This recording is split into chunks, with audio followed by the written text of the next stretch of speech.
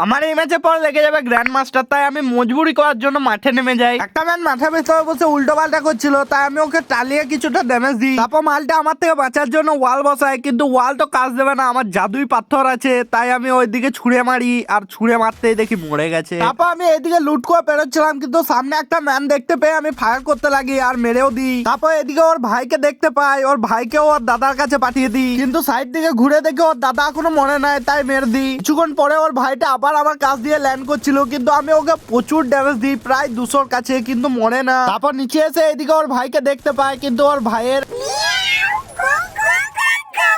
তারপর একটা মজার জিনিস দেখো ভাই, কি করে দেখবে? ভাইকে তো মেরে দিলি। সে কোথাও না কোথাও থেকে দেখবে, তোর কি তাতে? এখানে দুটো বান্দা ফাইট করছিল, তাই আমি একজনকে এমন মার দিই সারা জীবন মনে রাখবে। লাস্ট বান্দাটা বেঁচে ছিল, তাই এই পাথরের কভার থেকে আমি বুয়া করার চেষ্টা করব আর উপর নিয়ে যাই ওকে কিডন্যাপ করে। তারপর আমার দিকে রাশ করার সাহস জুগেছিল, কিন্তু আমি MP5 করে ওর সাহস মিটিয়ে দিই। তারপর একে মারার পরে আমার বুয়াটা কমপ্লিট হয়ে যায়। তারপর আমার ডায়মন্ড টু মাস্টার জার্নি এখানেই শেষ হয়, আর আমি মাস্টারে উঠে যাই। কিন্তু তুই যে বললি গ্র্যান্ড মাস্টার যাবি। গ্র্যান্ড মাস্টার যাবার জন্য ট্রেন খুঁজে পাই নাই, বাসে করে মাস্টার অব্দি এলাম।